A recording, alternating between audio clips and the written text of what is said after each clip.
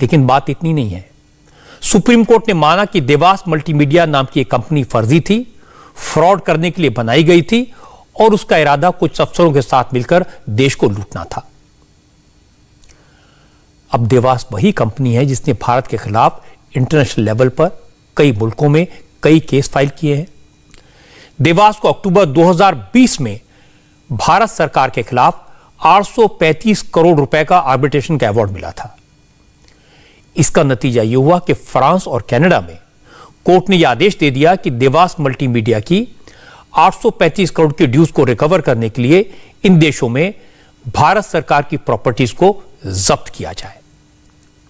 Canada में तो air India और एयरपोर्ट अथॉरिटी की संपत्ति को जब्त करने की कार्रवाई शुरू भी हो गई थी। इसीलिए मैंने कहा यह ऐसा मुद्दा है जिस पर पूरी दुनिया में भारत की साख पर पट्टा लग रहा था।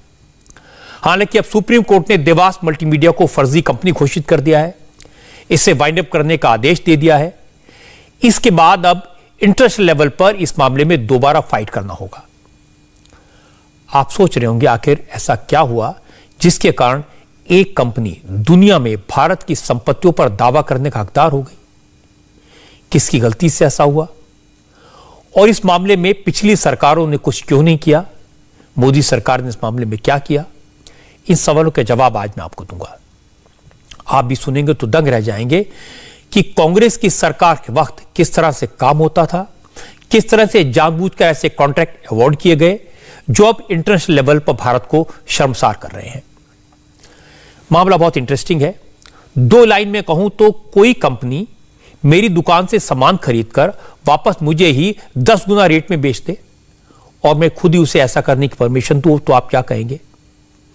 यही काम यूपीए सरकार के वक्त हुआ। यूपीए सरकार ने 12,000 करोड़ का स्पेक्ट्रम एक कंपनी को 1,000 करोड़ में दे दिया।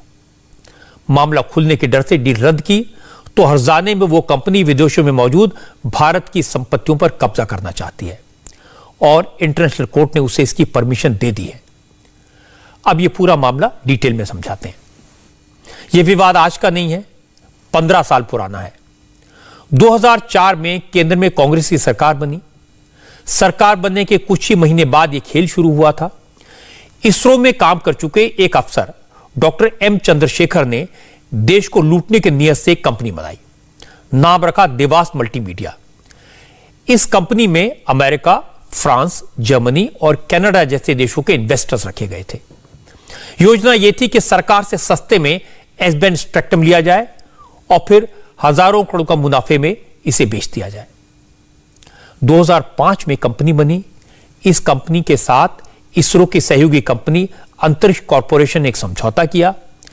इस करार के तहत देवास मल्टीमीडिया कंपनी को भारत के लिए 2 सैटेलाइट बनाने थे, भारत में डिजिटल और मल्टीमीडिया सर्विसेज देनी थी। सरकार ने समझौते को पूरा करने के लिए देवास मल्टीमीडिया कंपनी को स्पेक्ट्रम का एस बैंड देने का वादा भी किया। यहीं पर खेल हो गया।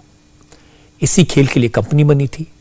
डॉक्टर मनमोहन सिंह की सरकार थी और इस सरकार ने जब बीएसएन और एमटीएनएल जैसी सरकारी कंपनियों को स्पेक्ट्रम का एस बैंड दिया तो उनसे 12,500 करोड़ रुपए से ज्यादा की कीमत मांगी। लेकिन देवास मल्टीमीडिया को एस बैंड स्पेक्ट्रम देने के एवज में 1,000 करोड़ रुपए मांगे गए। साफ है उस वक्त की सरकार में बैठे अफसरों ने जानबूझकर देश के हितों को नुकसान पहुंचाने की कोशिश की।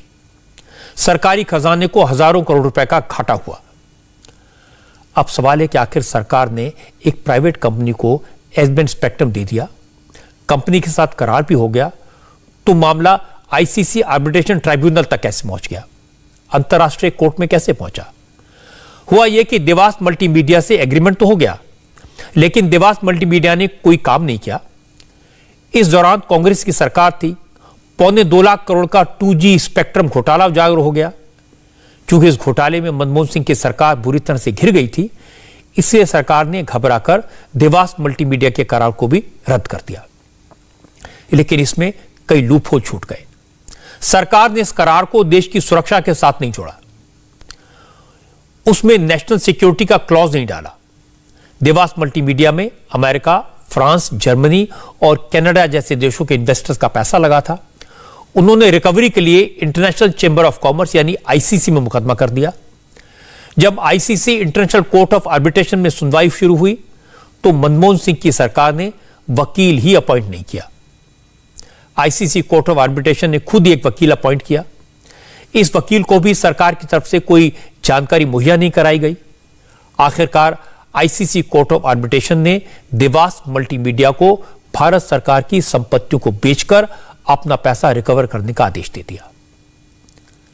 आईसीसी के आदेश के बाद अमेरिका, फ्रांस, जर्मनी और कनाडा में केस शुरू हो गए और भारत की संपत्तियां खतरे में पड़ गई, इज्जत भी।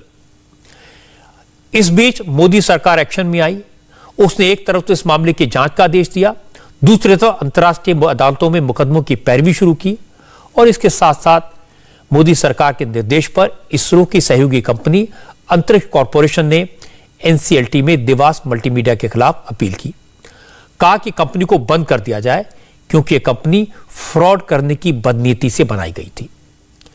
एनसीएलटी ने कंपनी को खत्म करने का फैसला सुनाया।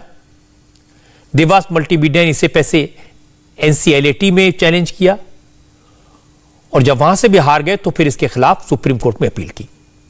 लेकिन मोदी सरकार ने सुप्रीम कोर्ट में मजबूती से पक्ष रखा और आज सुप्रीम कोर्ट ने भी एनसीएलटी के फैसले को बरकरार रखा। इसका मतलब यह हुआ कि अब इंटरनेशनल कोर्ट में भारत का पक्ष मजबूत होगा। जब कोई कंपनी बदनीति से बनाई गई हो, फ्रॉड करने के लिए बनाई गई हो, लिक्विडेशन में चली जाए तो फिर उसके दावा करने का क्या मतलब।